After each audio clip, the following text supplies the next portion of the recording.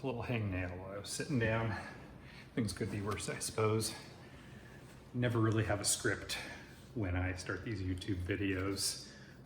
I did make a few notes. I've already captured all of the clips for this entire video here today.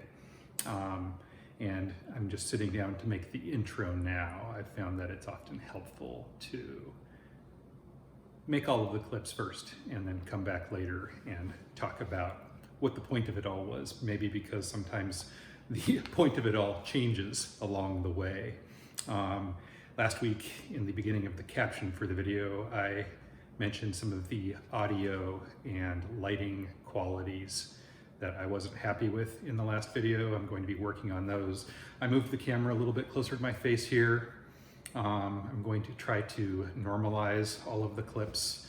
I'm not really good at the editing process. That's definitely something that I want to improve about this channel, but not really my focus. My focus is always on the relationship I have with you guys, primarily, in addition to the bugs. And like I said, no script.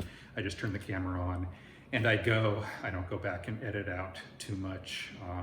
My father, who has a YouTube channel, wrote me a long list of suggestions about how to improve my videos the other day. And of course, he's right about everything, and all things in good time. For now, I'm just trying to meet my commitments to getting a video up for you guys every Friday.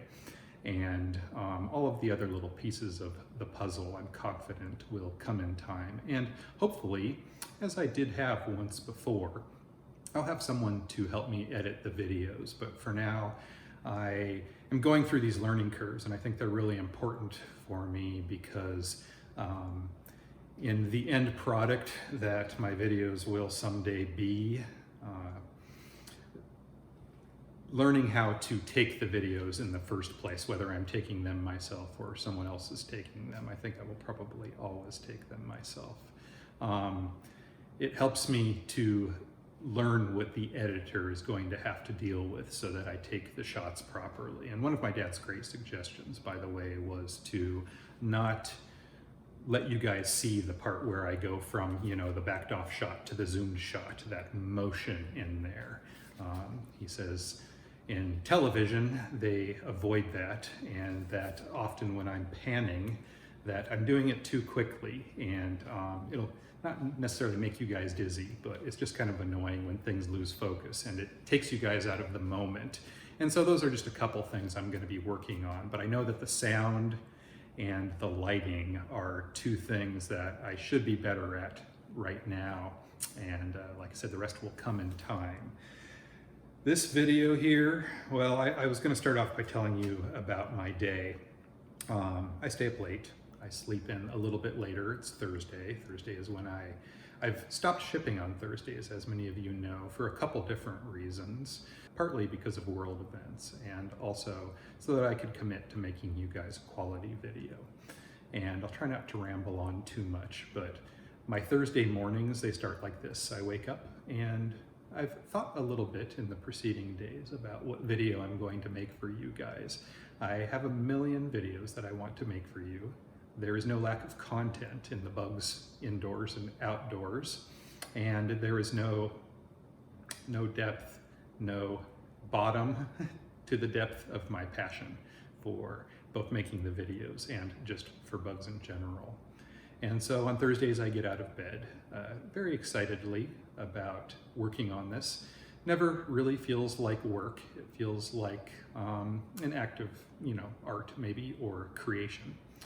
And I'm so excited to start the project. And I had decided that I was going to put a video together for you about the bugs that were out of stock on my website that I suspected were probably really in stock. I just kind of needed to check what the numbers were now that the shipping week was over. And so that's what I did today. I got out of bed. I immediately went to my computer. I started making a list of the bugs that were out of stock. And you'll see that process here a little bit here in a moment. And then I made myself a cup of coffee and I started right on projects.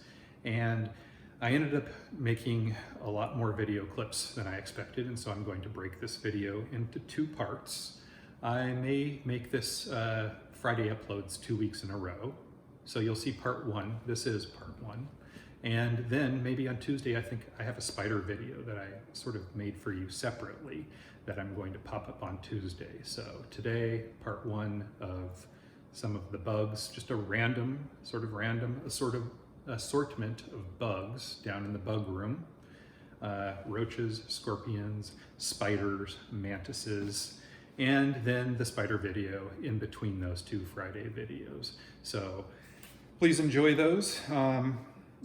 Another thing I did actually before I even started making the videos today was I checked my YouTube comments and I replied to some of them. Somebody had asked about the $35 minimum order requirement on the website. Yes, that is still in effect. I'm sorry that, like I said, due to world events, we are still understaffed and everybody is shopping online. Tough to keep up. And I have learned in the last month or 2 to manage my time so that I have time to do all of the things that I both need to do and like to do. And the YouTube videos is one of the things that I like to do. I don't need to do this, but I am committed to growing this channel. It's that section of my business that it's the creative in the growing portion of the business that I want to focus on. For many years, the game for me was just adding products to the website, creating listings for them, keeping up with the emails and everything. I have the luxury at this time, after working on my website for 23 years now, of having a pretty solid customer base, and I don't take it for granted. I appreciate every order that we get, but I've been grinding on this for those 23 years and before that. And, you know, I'm not joking around. This is a 7-day-a-week job, all day, every day. It's all I do. It's all I've done for a really long time. Raised 3 children through that. You know, I did the family thing. I did the work thing. I had a full-time career at UPS in addition to all of this. And, you know, this YouTube stuff is fun for me. And I'm listing as much on the website as I want to list presently so that I can enjoy my life. I'm still putting in the 16-hour days in one form or another, I assure you.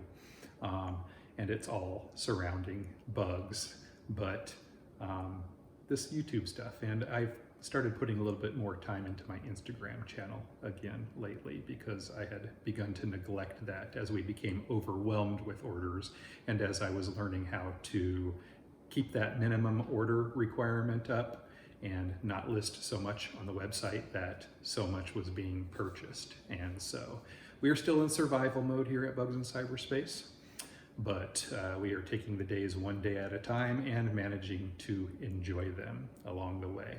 And I just want to say I'm grateful to everybody who is being patient. I do expect to be able to hire back on an employee as the world gets back into motion here, and we'll be back up to normal operating speed soon.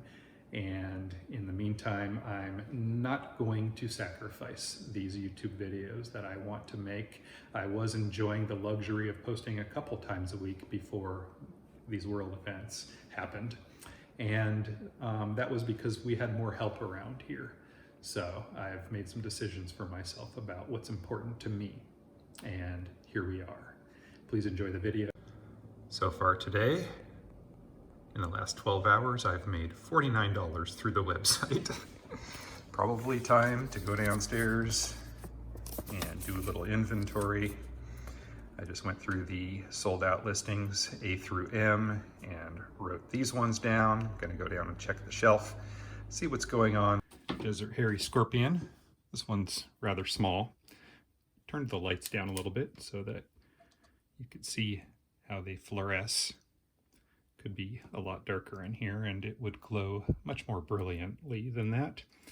I will be doing, Wayne Nemec, just for you, buddy, a video on scorpions at some point here. Show you a diversity of them. my inventory is a bit on the low side at the moment, and so there isn't a lot to show. All right, first thing on the list was Blaptica dubia. Check on them here. Got quite a few of them. Whenever I check inventory on something, that's a good opportunity to feed it.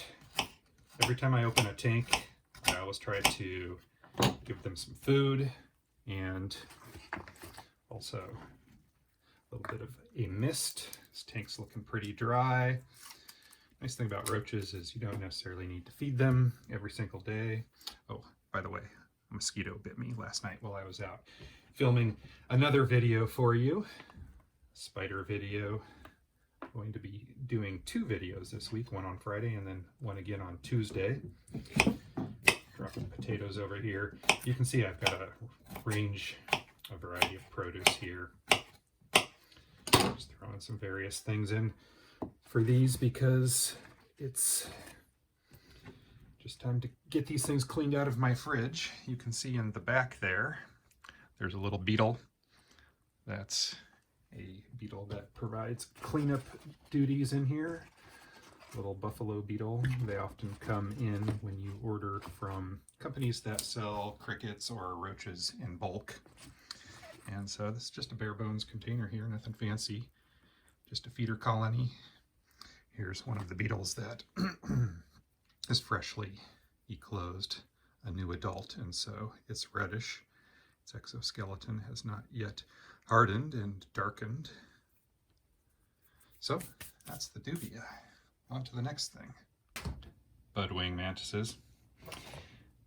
And got them in these little containers. 2-ounce cups. Some of the cups are taller. Look at this. Depends on the size of the mantis.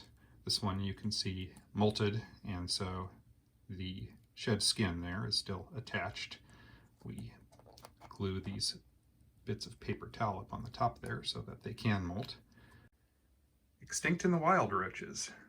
Some people ask why I don't do a full Bugroom tour. It's because this tank, for example, is about 8 years old. You can see I haven't even washed the lid on it. I might say it's a bioactive tank in that way. So these things are often wanting to come running out. You can see that they nibble a bit at the edges there.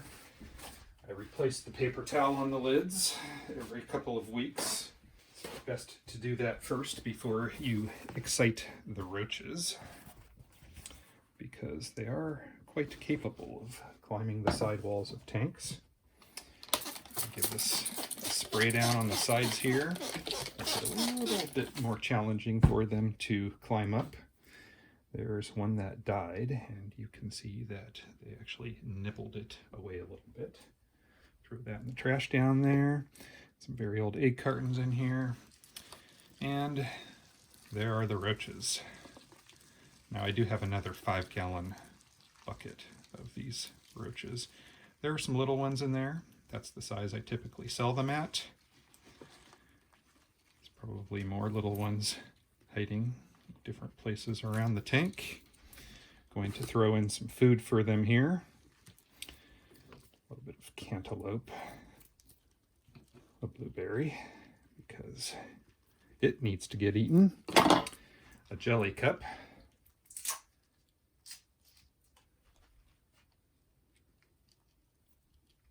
Forward fly down there. Get out of here, forward fly. I'm going to feed that forward fly to a mantis. Got a little orchid mantis in here, and it's going to go nuts for that forward fly there in a moment.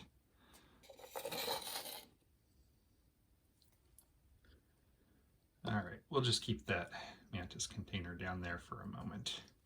See if the mantis ends up capturing the fly there while we're working on other things. The roaches, you can see, are pretty hungry. It's getting kind of dry in that tank too, and so they're going right for that. I'm going to cut up a little bit of carrot in there. I like carrots. Some people say they don't generate the same feeding response for isopods and things as, you know, like cucumber, stuff like that. What I like about carrots, though, is that even though they aren't eaten with as much gusto, they do stay moist and don't spoil at all. And of course, some fish food pellets, because they love these. And a little bit more moisture there into the soil. This one here is biting off a little more than it can chew. Pop that lid back on, and we're probably good for another 2 weeks on that container. All right, the mantis, even though it's an ambush predator, it's coming down now.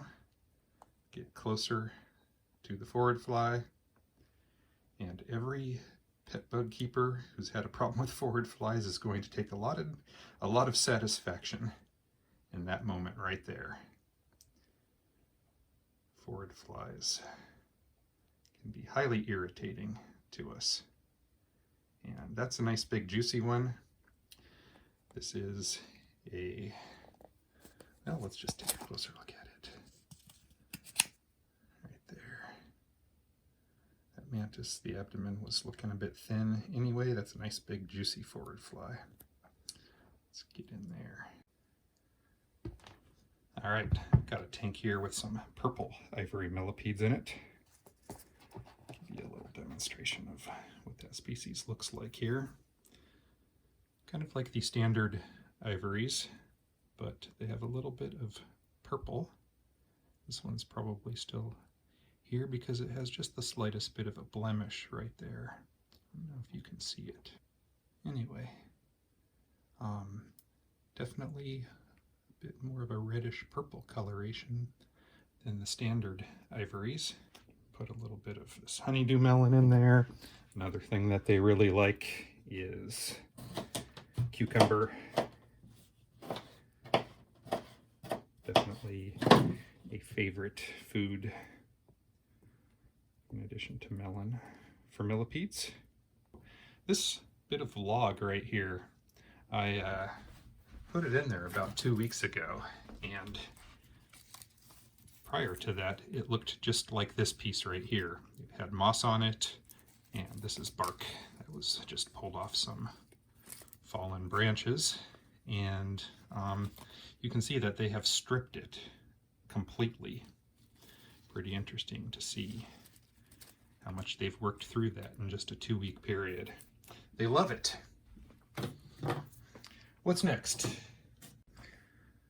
Well, we've got a giant Asian mantis here. You can see it's missing a little bit of antenna. For some reason in this species, they often do miss a little bit of antenna when they are growing. It will grow back through a subsequent molt, though. And another species here called the Rainforest Mantis. And you can see it's also, this is Hierodula membranacea. And this one down here is Hierodula majuscula. These ones definitely have nicer colors than the ones known as giant Asians, this species right here. And we don't want these two mantises to get close to each other because it would probably end badly for the small one. I'm going to hit pause on this video and, oh, well, that one decided to jump away. It's nice when they cooperate. Like jumping spiders, they're very perceptive. Also clean creatures, constantly cleaning themselves. At magnification, you might be able to sex this species by counting the segments there on the tip of the abdomen. From the underside, females have 8 segments. Sorry, females have 6 segments, males have 8 segments. Last thing on the list here, these Little Kenyan roaches. Got them in this maybe 2-gallon hexagonal tank. This is the same tank I've had them in, I think, for, I don't know, the 10 years or so I've had them. And interestingly, they are related to the giant cave roaches. I'll show you one of those in a moment here too. There you go. Very old and tattered bits of egg carton there. The paler ones are young nymphs. Well, the smallest ones are the youngest. Them back in there. Them a little bit of food while we are in their tank. They enjoy the jelly cups. Actually, the roaches, there's almost nothing they don't eat. Pulverize a little bit of berry there. Throw in this bit of potato broken in half. Quick spray. Bite-sized fish food pellets. And they are good and happy for another couple weeks. Very minimal ventilation in this. I taped this off years ago, poked quite a few pinholes through it. There's a lot of air in this container, and because this isn't an airtight seal, all kinds of molecules are flowing back and forth in between that lid and the container base. Back to the shelf for these guys for a couple weeks. Saw enough nymphs in there that I can safely list another culture of them as available on the website. And since I just showed you one of the smallest roaches regularly available in the hobby, which I had mentioned are in the same family, the Blaberidae, as this here, Blaberus giganteus, one of the largest species in the hobby. This isn't necessarily a particularly large specimen, but considerably larger than that last one, eh? A little bit of a face there on the pronotum.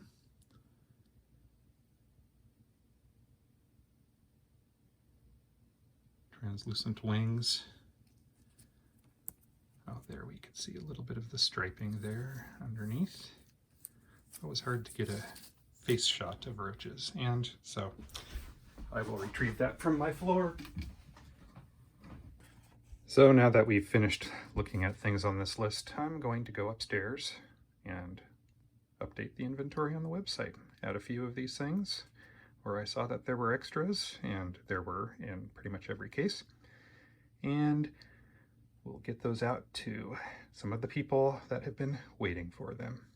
And then we're going to check all the listings for M through Z and rinse and repeat.